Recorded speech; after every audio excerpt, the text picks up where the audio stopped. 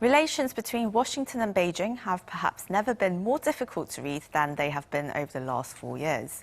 From the heights of President Donald Trump calling Chinese leader Xi Jinping a terrific guy and a friend, and seemingly diffusing trade tensions earlier this year, to blaming China for the coronavirus outbreak and beginning a conspicuous decoupling of their economies. With the pandemic driving a greater wedge between the two sides, the two countries have never looked more divided politically, economically, and ideologically. Will the two countries grow further apart as President-elect Joe Biden prepares to swear into office next month? Today, we discuss what the change in U.S. leadership will mean for the bilateral rivalry. For this, we have joining us today Joseph Bosco, former China Country Director in the U.S. Office of the Secretary of Defense, and Jack Gao, Program Economist at the Institute for New Economic Thinking, based in New York. It's lovely to have both of you back on again. Well, let's start with you, Joe. Now, there have been a lot of questions about how the Biden administration will handle relations with China. The Financial Times reported this month that the incoming president might appoint an Asian czar. Names like Jeff Prescott and Eli Ratner, they're floating around. What would these people focus on, and how do you think they would manage relations with China? Well, my expectation is that there will be kind of a top-to-bottom review of U.S. China relations by the new Biden team. I think they will examine human rights issues, Taiwan, China's relationship with Korea, for example, South China Sea, just a whole host of issues that define the U.S.-China relationship. So I would imagine whoever is put in charge, whether it's Secretary of State or Secretary of Defense or some new czar, as you call it, they will simply review all of the things that the Trump administration has been doing and decide which areas would need improvement from their perspective and which they ought to continue and reinforce. So they'll be, as you said, examining all these rather contentious points about U.S. foreign policy on China that Mr. Trump was actually quite blamed for not seeing through properly. Well, Mr. Gao, now, so Jack, Chinese Foreign Minister Wang Yi, he said that U.S.-China relations, they should take a path that benefits both countries and rebuilds mutual trust. So it looks like he's trying to see how the Biden administration is going to come out with its China foreign policy. What do you think Beijing is really hoping to see from the Biden administration? Suya, it's good to be on the show again. I think the bottom line, as Joe said, is that I think we're going to move from a deal-based regime to a more of a rule-based relationship between U.S. and China, which is really the norm in the pre-Trump era. Trump has approached U.S.-China relations with a style that is ad hoc-y, that is characteristic of business deal-making. And China has really been reacting and playing along for the past 4 years. And frankly, I don't think either side has benefited that much from this relationship. Under Biden, I think China is hoping to participate in the rulemaking with the U.S. as well as globally, while the U.S. wants to do a thorough review as well as work more closely with its allies before re-engaging China. So it's certainly not all rosy in the next 4 years, and political wisdom of leaders on both sides will be tested. Well, it certainly won't be completely rosy, but perhaps less tumultuous than it was over the last 4 years. And well, I mean, the same question goes to you, Joe. Many say that China was probably hoping for Biden to win, but they were rather slow to really congratulate him when it came to, his electoral victory last month. And what do you think Beijing is really hoping or waiting to see from the new U.S. administration? Yeah, I think it's true that they waited before offering congratulations. That was primarily because the result was not clear for several days until various recounts and court cases were litigated.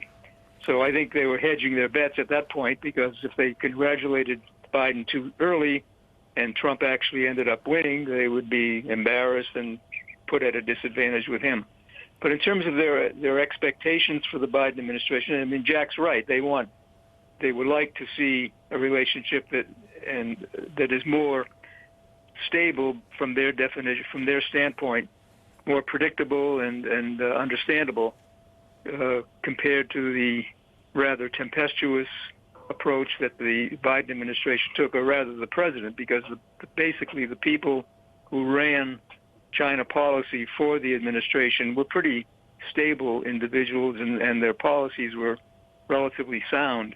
The president himself would sometimes be at cross purposes to those policies with his tweets and with his statements. But I think that China did prefer Biden, and not only because of predictability, but because of the direction that China policy under the Trump administration was going, which was more confrontational from the perspective of prior administrations, which went out of their way not to upset China. I think the Trump administration had no qualms about doing so when it thought that U.S. national interests were at stake. Well, as Joe said, perhaps Beijing is, hoping and expecting that the Biden administration won't be as maybe offensive in its rhetoric, but it does seem that most pundits believe the trade war won't be fizzling out soon. And, well, Jack, do you think that, so this question goes to you, Jack. Now, the US is really convinced a lot of its European allies and other allies around the world, like Australia, not to use Chinese technology and to sort of refrain from really deepening their trade ties with China. Do you think China is becoming aware of this fact that it's actually losing its trading partners? And how are China's tech companies, which have been very heavily affected by this, really adjusting to this? And how do you think it's really going to affect them down the road? Yeah, I do think China is well aware of its external environment, particularly under the current backdrop of the pandemic, of course. China probably knows that countries want to increasingly diversify away from it as a supplier. It probably knows that its export products are going to face more competition and, in some cases, resistance. It definitely knows that Chinese outbound investments are going to have to undergo extra scrutiny, given the relationship between the state and the market in China. When it comes to tech, though, I do think one thing that's less appreciated is the majority of today's tech giants, TikTok included in China, grew up really despite government regulations, not because of government support. I think that's one thing that's not as appreciated when it comes to tech in China. The onus is really on the tech firms themselves to prove that they can be trusted partners in the global markets, and that they could bring benefits to local economies in the fast-coming digital transformation of the world economy. So, Jack, do you think these tech giants, they're going to focus on the domestic market? I mean, China has come up, it's announced this dual circulation policy. What does this really entail? And does this mean that China is really looking inwards and it's expecting to be hit quite substantially in the external market? So it's actually rather, it's really retracting from the global economy. I think the tech firms are... Sorry, I think some audio complications there, but please do go on with your answer, Jack. That's for me, I guess. So when it comes to tech firms, I think the ball game is gonna be different for domestic as opposed to foreign markets. I don't think they will necessarily retract from foreign markets. And when it comes to China as a whole, I think, Suyang, one thing that we learned from looking at China, let's say in the past 2 centuries, that there's a firm belief that openness could bring benefits and rein in domestic interest groups for the one-party state like China. The so-called dual circulation strategy that you mentioned, currently the way it's worded includes some degree of flexibility as to how it'll end up getting implemented in the end. Of course, it's depending on where we are as a global economy once the virus is brought under control. It sounds like a coping mechanism during the pandemic, but I think what China is really realizing is that for economy its size, it's not beneficial to be overly externally reliant or oriented. There's problems related to managing the persistently high current account surplus, the vagaries of international capital, the likelihood of trade war, the task with managing its currency, so on and so forth. So China is genuinely, I believe, trying to have a more balanced relationship with the rest of the world.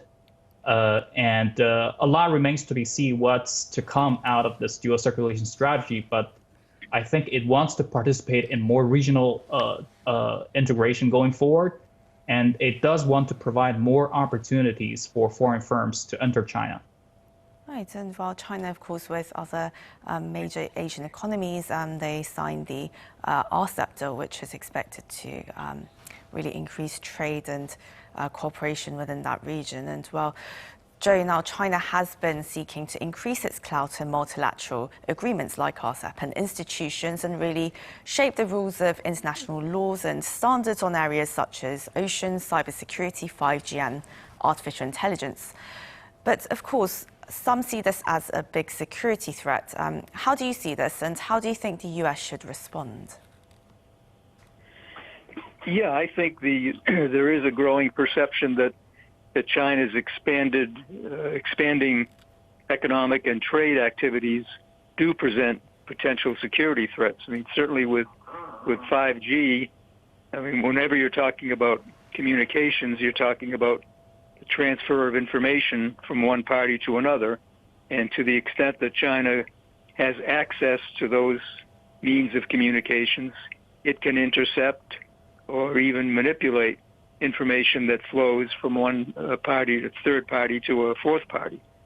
So there's a legitimate concern, and also it ties in, of course, with China's behavior overall. That the reason countries are becoming more suspicious of China is because of the way it has acted in Hong Kong, in Xinjiang, in the South China Sea, and toward Taiwan. And these things are all coming together, and there's a growing perception, I think, in the West that China is not nearly the friendly competitor that countries expected when it was brought into the WTO and into the so-called family of nations, as Nixon put it.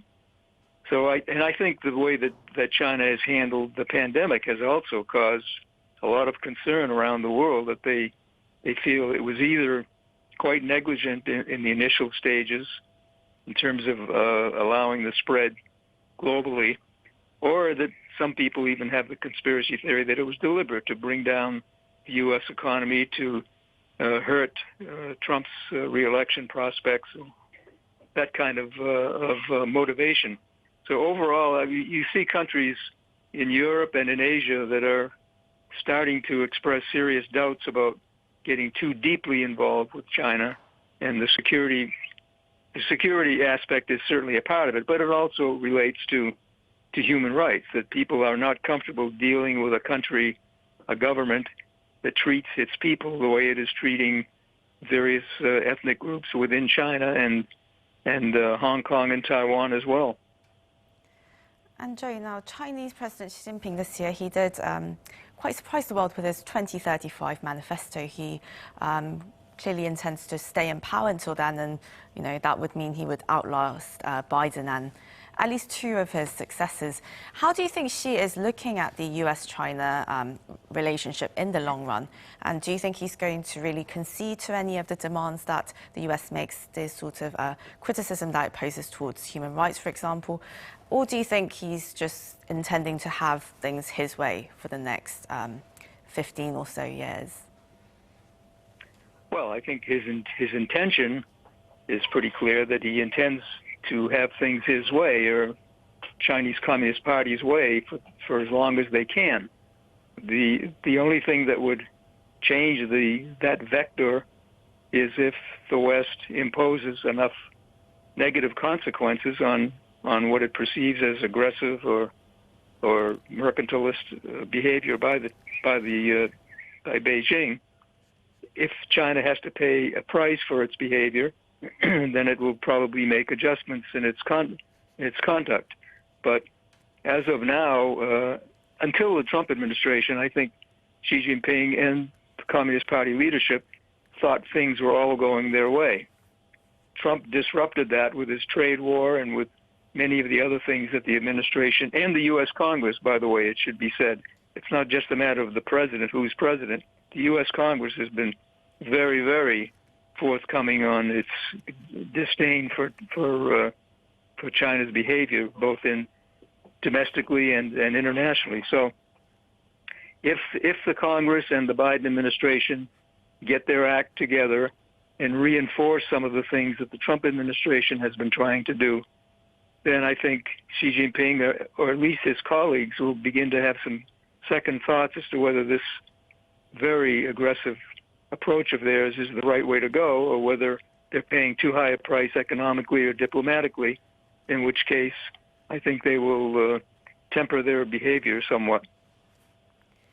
And now, Jack, well, on the other side of the argument, though, China has been saying, well, you're doing trade with us, so let's keep doing trade. Let's not have all these talks about, human rights and our moral system, our values.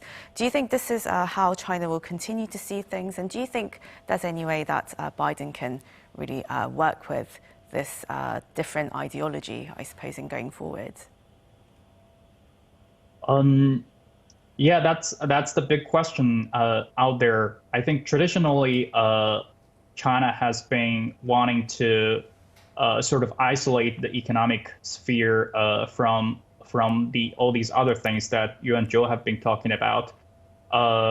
There's a lot of pushbacks. There's a lot that's lumped into, for example, the notion of national security on the side of U.S. when or some other countries when approaching China. So yeah, it remains to be seen what's going to happen on that front. So hopefully we'll see more clues as to how Joe Biden will handle the China agenda. And I'm afraid this is where we're going to have to wrap up the discussion for today. But it's been wonderful speaking with you again, Joseph Fosco, former China Country Director in the U.S. Office of the Secretary of Defense, and Jack Gao, Program Economist at the Institute for New Economic Thinking. Thank you both so much for joining the program again. Thank you. Nice to talk with you. Thank you. And to our viewers, as always, thank you very much for watching.